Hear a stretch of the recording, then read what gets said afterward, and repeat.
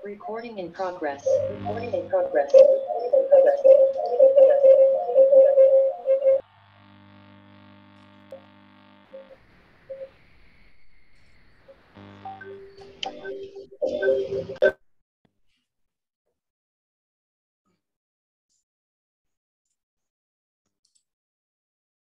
Ya, Bu Nenek ada apa?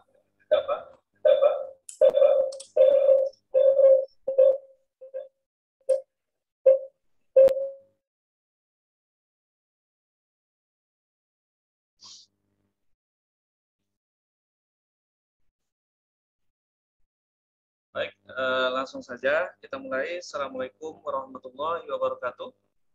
Waalaikumsalam.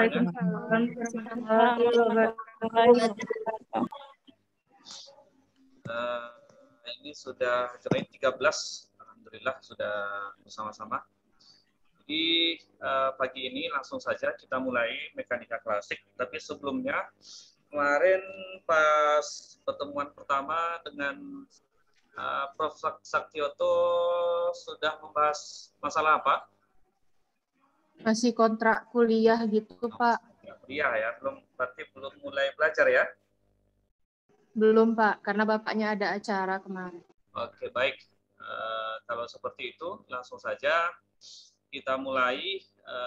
Saya izin share screen semuanya.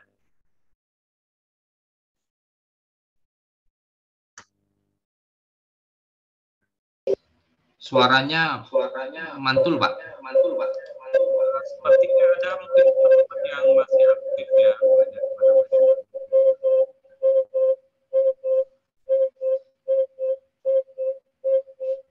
Coba kalau seperti ini, apakah masih mantul? Masih memantul? Iya, Pak. Tidak, Masih. Pak. Udah jelas ya? Sudah, Pak. Nah, jadi Masih mantul, Pak. mohon kalau saya mungkin ada mikrofon teman-teman yang aktif. Kalau sekarang mantul enggak sekarang nih? Mantul. Masih memantul ya? Oh, bisa memantul biasa enggak memantul. Kalau seperti ini? Tidak, Pak. Enggak. Enggak sih, Pak. Udah ya, aman ya? Ya, Pak. Masih. Tes.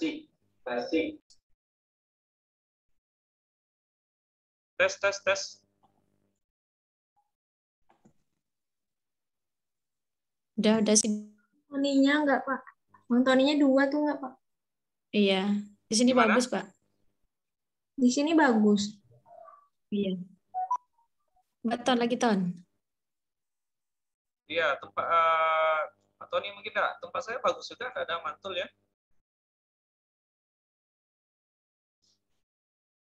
Gimana Pak Tony, aman? Masih, Pak. Kalau yang lain gimana? Dengar suara saya masih mantul atau gimana? Masih mau mantul? Tidak Jadi mantul. Bagus. Coba saya live dulu, Pak ya. Oke, Saya dulu coba sebentar, Pak ya. keluar dulu, habis itu masuk lagi ya, Pak Tony ya.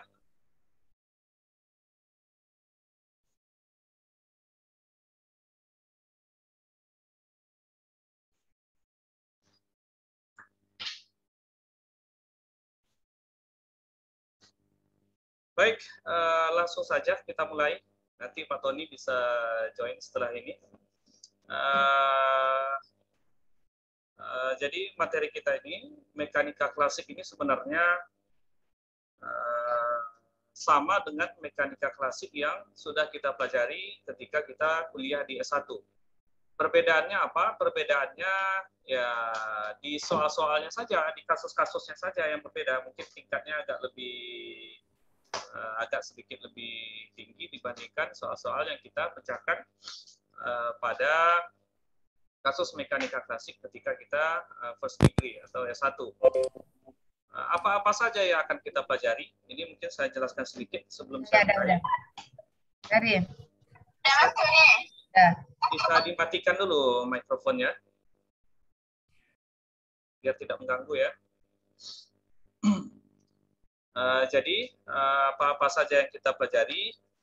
Nah, tentu saya mengajarkan berdasarkan silabus kita di mekanika klasik itu di mana pertemuan seharusnya pertemuan 1 sampai ke pertemuan 3 itu kita akan bicara tentang mekanika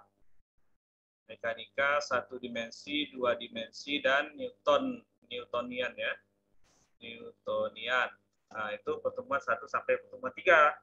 Kemudian pertemuan keempat sampai pertemuan ke-6. Nah, ini kita akan belajar tentang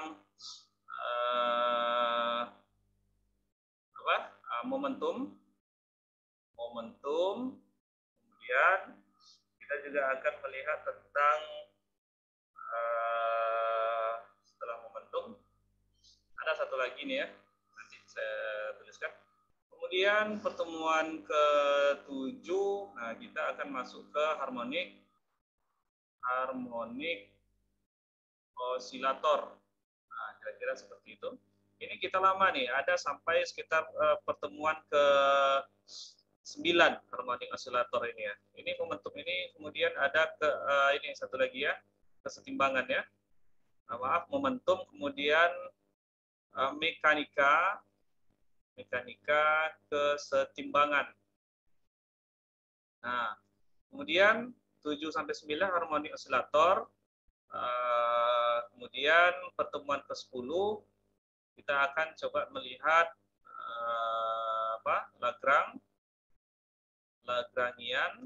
Kemudian ada juga nantinya ini sekitar 2 pertemuan 10 sampai 11. Kemudian 12 sampai 13, 2 pertemuan lagi kita akan melihat Hamiltonian.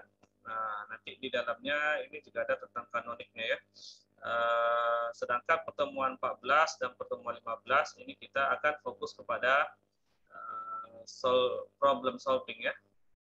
Problem solving. Nah, sebenarnya mekanika klasik ini teorinya tidak banyak. Yang banyak itu justru kita akan nanti mengerjakan soal-soal problem-problem fisika. Kenapa? Harapannya kompetensi yang diharapkan setelah belajar mekanika klasik ini, kita dapat mengerjakan soal-soal mekanika itu sendiri. Nah, tentu standarnya yang harus kita bisa kerjakan itu bukan standar soal SMA ya. Kalau standar SMA itu kita di kuliah S1, tapi kita harus bisa mengerjakan minimal soal-soal olimpiade fisika atau soal-soal fisika dasar maupun fisika klasikal mekanik ini sendiri ya. Nah, itu yang diharapkan setelah kuliah ini. Jadi sekali lagi perkuliahan kita teorinya sedikit, tetapi kita banyak langsung praktek untuk mengerjakan soal-soal. Dan bahkan beberapa teorinya nanti kita akan pelajari di saat kita mengerjakan soal-soal itu. Supaya lebih bermanfaat kuliah ini. Sebab kita sangat terbatas, biasanya classical mechanics ini 3 kredit, ini 2 kredit, otomatis kita harus memanfaatkan waktu sebaik-baiknya ya. Nah, sedangkan hari ini kita baru pertemuan kedua, saya tidak mau membuang-buang pertemuan, apalagi mengasih-ngasih tugas seperti itu, saya tidak mau. Kita akan ganti dengan pertemuan tatap muka langsung untuk perkuliahan kita. Nah, nanti kita bicarakan apakah nanti yang jelas kita jalani dulu. Biasanya di ujung perkuliahan itu masih tersisa ada sekitar seminggu atau 2 minggu misalnya seperti itu ya. Semoga Jumat-Jumat berikutnya kita bisa konsisten untuk tetap hadir dan tidak ada halangan lagi. Kalau sistem penilaian, saya rasa mungkin sudah dijelaskan sama Prof. Satyoto minggu kemarin, atau kalau nanti berhubungan sama saya semuanya, otomatis kita ikut hampir sama gayanya dengan elektrodinamik saja ya. Elektrodinamika. Baik, langsung saja kita mulai. Jadi, sebagaimana yang saya sebutkan tadi, untuk pertemuan 1 sampai 3 itu kita akan melihat mekanika 1 dimensi, 2 dimensi, dan Newtonian. Sekarang kita mulai dari mana ini?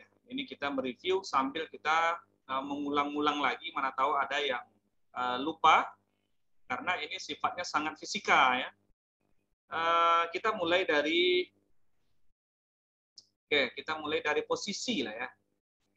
Posisi. Nah, posisi. Jadi posisi posisi dari suatu benda itu atau posisi dari suatu partikel itu adalah identik dengan koordinat. Sekali lagi, posisi itu identik dengan koordinat ya. Koordinat.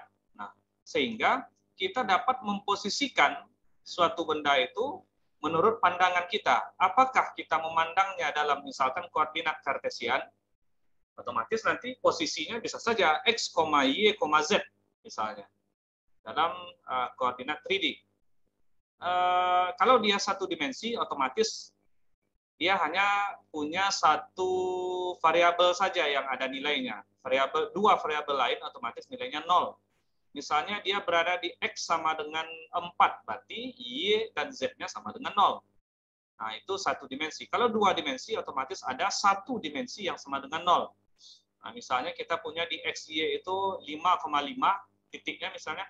Artinya di X sama dengan 5 dan di Y sama dengan 5, nah, maka Z-nya juga akan sama dengan 0. Tapi kalau dia 3 dimensi, artinya dia berada di dalam ruang itu, dan ketiga-tiga variabel itu ada nilainya. Semoga itu tidak ada masalah. Itu kalau kita melihat dari kacamata koordinat kartesian.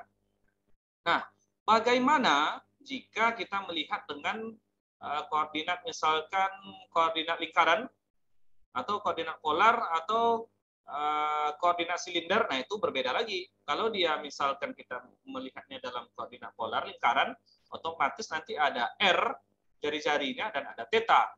Artinya kita memposisikan suatu benda itu, kalau saya buat di sini contohnya, ini adalah koordinat koordinat kartesian. Misalkan kita anggap dua dimensi dulu.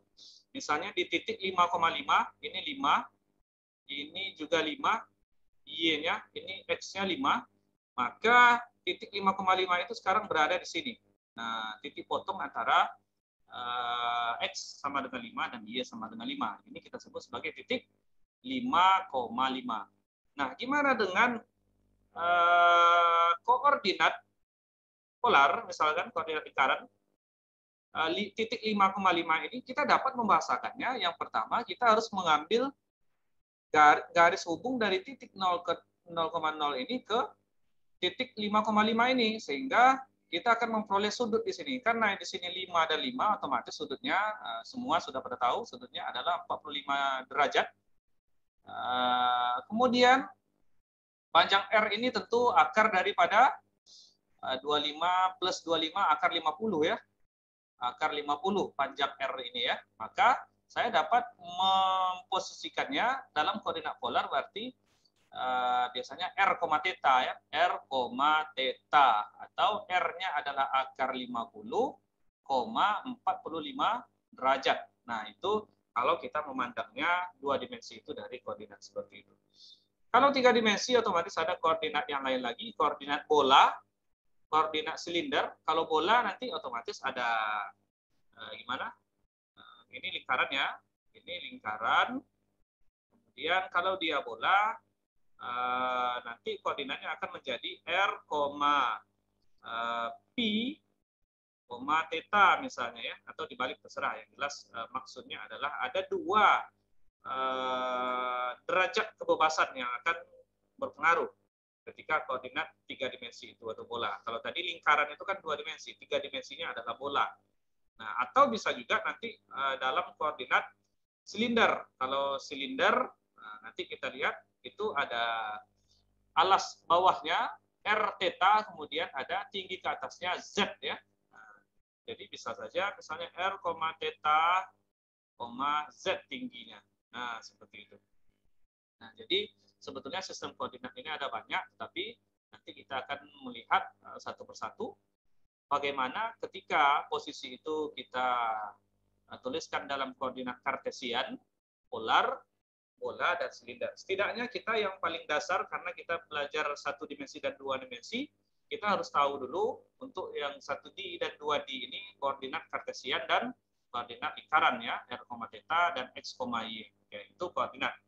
Sedangkan kalau kita bicara masalah jarak, nah, tentu tidak sama jarak dengan posisi ya. Kalau posisi tadi adalah koordinat, sedangkan jarak adalah perubahan daripada posisi itu sendiri. Nah, sekali lagi jarak itu adalah perpindahan dari suatu posisi ya. Perpindahan suatu posisi. Nah, contoh misalkan jarak saya misalnya sekarang saya bicara 2 dimensi, misalkan di sini Y, di sini X, saya sekarang berada di titik 1,1 misalkan ya. 1,1 titiknya di sini. Nah, kemudian titik ini bergerak, misalnya dia berpindah ke katakanlah ke titik di sini, ke titik 5, ke X sama dengan 5, dan ke Y sama dengan 4 misalnya. Nah, berarti sekarang titiknya di sini. Nah, oke. Artinya berapa jarak perpindahan dari ke sini ke sini, otomatis ya kita dapat menghitungnya. Semoga semuanya tidak ada masalah. Ini dapat kita hitung dengan 4 di sini dan 3 di sini. Maka R sama dengan 5 ya. Akar daripada 4 kuadrat ditambah 9 kuadrat. 4 kuadrat 16 4 kuadrat plus 3 kuadrat 16 plus 9 akar 25 sama dengan 5. Artinya R-nya itu adalah 5. Nah, sama kalau dia koordinat lingkaran misalnya dia berada di sini sebuah X, di sini Y, misalkan sekarang dia berada di sini, misalnya saya buat sudutnya di sini 10 derajat, kemudian dia berotasi misalnya ke sini, sumbunya masih di pusat di titik 0,0, misalkan di sini 50 derajat, sudut yang besar ini ya, 50, nah maka perpindahannya sama dengan 50 derajat dikurang 10 derajat, maka perpindahannya adalah 40 derajat jaraknya, jarak dari titik sini ke titik sini, 40 derajat dengan R yang sama misalnya. Karena dia berotasi ya, maka R-nya tetap tidak berubah. Jadi itu jarak ya. Semoga tidak ada masalah. Jarak itu sekali lagi kita mengambilnya relatif. Relatif maksudnya kita mengambil terhadap titik acuan di mana kita buat titik acuan itu titik nolnya di mana.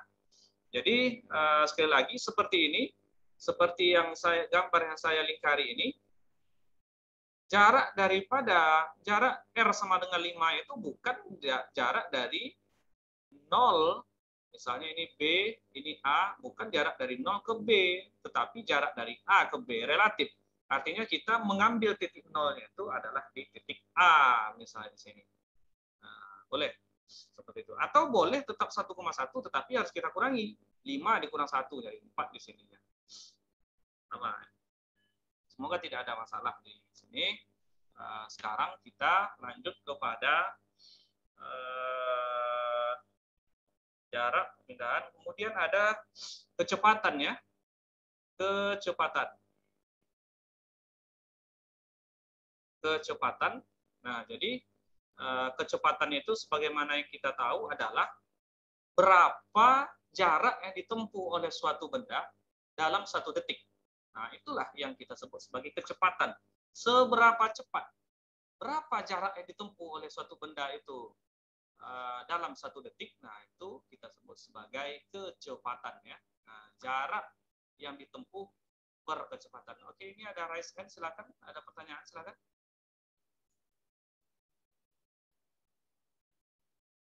Ada 2 orang yang raise hand, ada pertanyaan? Atau suara saya putus-putus atau tidak jelas didengar? Jelas, Pak. Oke ya. Kalau ada pertanyaan silakan, tidak masalah, dipotong saja. Jadi S per T, sekali lagi, kecepatan itu adalah berapa jarak kita berpindah selama 1 detik. Misalnya saya berada di koordinat, ini lagi-lagi kita bicara koordinat sekaligus supaya kita semakin familiar dengan koordinat. Nah, misalnya saya di sini, di X sama dengan 3. Kemudian ke X sama dengan 9 misalnya.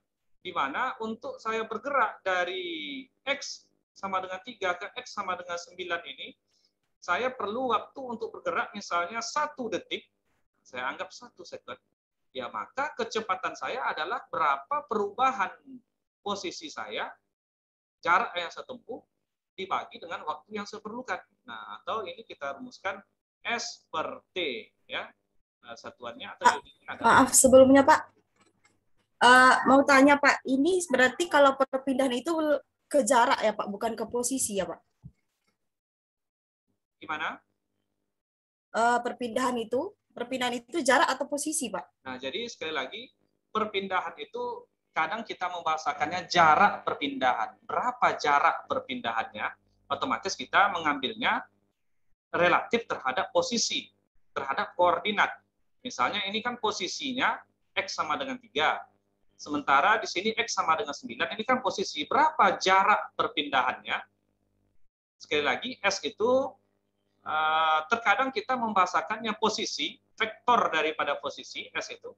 Tetapi sebenarnya dia itu adalah jarak perpindahan yang kita tempuh. Nah, berapa jarak perpindahan yang kita tempuh? Itulah S itu. Dibagi dengan waktu yang kita perlukan bergerak dari titik kita mulai bergerak itu sampai ke titik yang kita tuju. Nah, jadi kalau kita ingin memilah-milah posisi dan jarak, S itu adalah jarak perpindahan posisi. Vektor. Kalau vektornya tentu vektor posisi. Tetapi kita harus mengambil nilai daripada vektor. Vektor itu kan ada nilai dan ada besarnya. Kita mengambil nilainya itu relatif terhadap titik di mana kita memulai.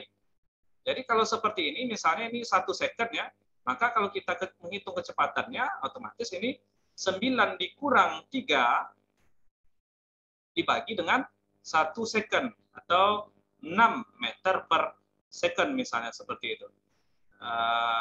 Kita mengambil jarak perubahan posisi. Nah, jarak perubahan dan perpindahan itu bisa kita bahasakan sama. Jadi sekali lagi, S itu berapa jarak yang kita tempuh selama kita bergerak.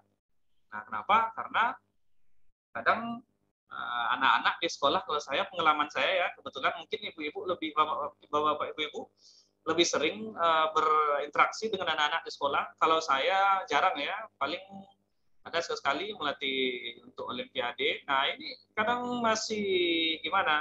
Masih sering jarak dan perpindahan itu, posisi dan jarak itu masih sering disamakan. Sementara itu kita tahu bahwa posisinya adalah koordinatnya dan jaraknya itu, perpindahan itu adalah jarak berapa perpindahannya itu selama waktu dia bergerak. Nah, seperti itu ya. Nah, itu kecepatan. Atau ini sebut tadi meter per second satuannya. Nah, kemudian kalau kita bicara masalah vektor daripada posisi dan kecepatan, karena ini posisi juga vektor ya, maka kita dapat menulisnya V ini dalam bentuk diferensial adalah ds per dt. Nah, sekali lagi, kita menurunkan vektor daripada posisi terhadap waktu. Nah, ini kadang di dalam klasikal mekanik kita tulis dengan kita tulis dengan S dot misalnya seperti itu ya. S dot. Jadi kalau kita anggap misalnya ini X posisinya, maka V sama dengan dx per dt, atau kita tulis ini sebagai X dot. Jadi X dot itu adalah turunan pertama daripada X terhadap waktu, yaitu kecepatan. Nah, kemudian yang kedua, yang ketiga, kita akan melihat ada percepatan. Nah, ingat percepatan ini besarannya adalah besaran skalar ya. Percepatan itu besaran skalar. Vektor, Tapi Pak. kecepatan itu adalah besaran vektor. Iya. Ya. Kalau kecepatan tetapi berbeda dengan kelajuan. Iya. Tetapi kadang kalau percepatan ini, kalau kita kalau kita melihat percepatan ini kan perubahan dan faktor pengali daripada kecepatan ya. Jadi kalau kita misalkan punya, jadi sebelumnya saya lanjutkan dulu. A ini sama dengan D turunan pertama dari kecepatan ya. D V per dt, atau saya tulis dx dot per dt, atau sama dengan ini hasilnya x double dot kalau kita respect terhadap koordinat sumbu x. Nah, contoh misalnya kita punya y sama dengan V0 dikali T ditambah setengah KT kuadrat. GT kuadrat. Ini adalah persamaan posisi pada gerak vertikal ke bawah ya. Ke bawah. GT kuadrat. Otomatis kita dapat menghitung kecepatannya y dot sama dengan, ya tinggal kita turunkan saja terhadap waktu. V0 T turunkan terhadap waktu, kita akan memperoleh V0 ditambah 2 dikali setengah 1 dikali G Tinggal dikali GT. dengan D ya. Iya. Nah, kemudian percepatannya Y double dotnya otomatis ini konstan, V0-nya konstan terhadap T, otomatis dia 0, tinggal GT. Tinggal G kali G T. ya. Nah, tinggal G percepatannya, Iya. G-nya habis ya. Nah, jadi kita di sini kan artinya persamaan ini benar. Kenapa? Kita mendapatkan percepatan itu ya percepatan gravitasi itu sendiri. Nah, yang arahnya ini sekarang arah daripada Y ini kan sekarang kita menganggap arahnya adalah ke bawah, searah dengan arah daripada G ya. Gravitasi karena tadi ini adalah gerak vertikal ke bawah. Oke, jadi kira-kira seperti itu. Berbeda lagi dengan tadi yang saya ingin sampaikan, kelajuan. Kalau kelajuan, barusan kita bicara masalah kecepatan,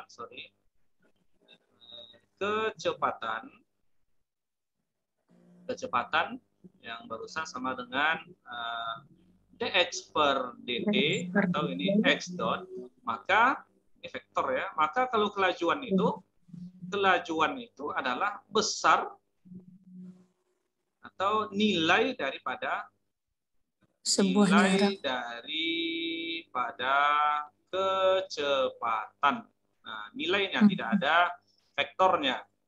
Nah, jadi kalau kita lihat di dalam soal-soal, misalnya Bapak Ibu memberikan soal dalam bentuk bahasa Inggris kepada anak-anak dari buku, nah itu langsung kalau di dalam bahasa Inggris langsung dibedakan antara kelajuan dan kecepatan itu. Tetapi kalau di dalam bahasa Indonesia, kadang suka orang membuat soal itu suka membingungkan ya. Kadang dia kelajuan tetapi disebutkannya dibahasakan di soal kecepatan. Pernah. Dan saya sering jumpa seperti itu. Tetapi kalau di dalam bahasa Inggris itu langsung dibuat kalau kecepatan ya velocity. Velocity ya. Velocity. Sementara kalau kelajuan itu ya speed ya. Speed, iya. Nah, jadi kalau yang kita lihat speedometer, namanya saja speed ya, speedometer di sepeda motor kita atau di mobil kita, artinya itu yang angka yang kita lihat itu adalah kelajuan, bukan kecepatan. Nah, jadi seperti itu. Semoga karena konsep daripada posisi kecepatan dan percepatan ini sampai ke belakang akan kita pakai ini. Kemudian ada lagi kecepatan rata-rata dan kelajuan rata-rata. Kalau kecepatan rata-rata itu, kecepatan rata-rata itu tentu karena dia vektor, kita akan menganggap ini adalah perubahan posisi. Perubahan posisi, karena dia adalah vektor. Ya, perubahan posisi dibagi dengan waktu. Tetapi kalau ini rata-rata, tetapi kalau kelajuan rata-rata, ini yang tak ada vektornya kelajuan ya. Iya. Kalau kelajuan rata-rata tentu karena dia tidak vektor, hanya nilai, kita akan melihat total daripada perpindahannya. Total dari perpindahan. Total perpindahan dibagi dengan waktu. Nah, contoh misalnya seperti ini ya. Kita berpindah dari A, B, C. Kita berpindah dari A ke titik B misalnya. Kalau dari A ke titik B, otomatis kelajuan dan kecepatannya masih sama. Tetapi kalau kita berpindah dari titik A ke titik ke titik C, maka sudah berbeda kelajuan dan kecepatan. Pindahan. Kenapa? Karena vektornya R-nya di sini tentu ini kan akar daripada AB kuadrat plus BC kuadrat plus 2 AB BC cos misalnya theta misalnya cos theta. Maaf ya, ini kebanyakan ini rumusnya semua kita udah tahu nih ya. Ini kita mengulang saja. Otomatis kita melihat vektor ini untuk kecepatan perubahan posisi. Tetapi kalau untuk kelajuan rata-rata ya kita menambah jarak ini AB ke BC. ditambah dengan BC. Nah, dibagi dengan waktu total. Jadi berbeda. Seperti itu. Oke. Nah, sekarang kita langsung masuk. Maaf ya agak cepat ini ya karena kita ini di pertemuan-pertemuan 1-3 ini kita mereview mekanika dan dinamika ini sebetulnya kinematika dan dinamika. Jadi untuk teori kita skip saja, mungkin kita tekankan kepada konsep-konsepnya saja. Kemudian untuk satu dimensi itu kita punya biasanya GLB dan GLBB ya. Nah, kalau kita bicara masalah GLB ini tentu kita yang dalam pikiran kita pasti yang pertama itu adalah V-nya sama dengan konstan. Nah, V sama dengan konstan, otomatis dV per dt sama dengan 0. Konstan kita turunkan. Apa ini? Ini adalah A ya, percepatan. Kecepatannya sama dengan 0. Nah, otomatis kalau V-nya konstan, ya sudah kita punya rumus posisi S sama dengan V dikali D ya. Nah, ini kita punya seperti ini. Sedangkan untuk GLBB, nah ingat di sini kita tadi kecepatan itu berubah. Nah, tetapi di sini untuk GLBB itu yang berubah secara beratur itu adalah kecepatan. Kalau dia berubah secara beratur, artinya perubahannya itu adalah konstan. Apa yang konstan itu? Yang konstan itu adalah percepatan ya. Konstan. Sekali lagi, apa makna daripada percepatan itu konstan? Maknanya adalah perubahan kecepatan itu konstan. Misalnya detik pertama kecepatannya 0, detik kedua 4, detik ketiga otomatis 8, detik keempat otomatis 12, beratur dia. Misalnya bertambah. Kenapa? Karena perubahannya adalah linear. Perubahannya dalam hal ini perubahan daripada mempercepatnya itu linear dia. Nah, tetapi kalau perubahan airnya ya tidak linear, ya linear ya. Nanti kita lihat rumusnya. Sehingga sekarang persamaan posisi, maaf ini S, kita diberikan oleh V0 dikali T ditambah setengah AT kuadrat. Ini adalah persamaan umum posisi untuk GLBB. Sehingga dari sini, saya sambung di samping, kita akan memperoleh S dot atau kecepatan sama dengan ds per dt ya. Nah, ini sama dengan V0 ditambah dengan AT. Nah, seperti itu. Artinya di sini kecepatan berubah secara linear ya. Kenapa? Karena V0 tambah AT, tidak ada yang kuadrat atau pangkat setengah akar ya. Di sini perkaliannya adalah linear, A dikali T. A-nya tadi konstan. Nah, seperti itu. Itu untuk GLB dan GLBB. Jadi sekali lagi, kalau kita menuliskan dalam persamaan biasa, ini kita sebut sebagai kecepatan sesaat kita. V pada waktu tertentu, sama dengan V0 plus AT. Jadi bisa saja ini kecepatan kita pada saat waktu tertentu, nah, dan bisa saja ini kecepatannya naik, dan bisa saja kecepatannya turun ketika nilai A ini negatif.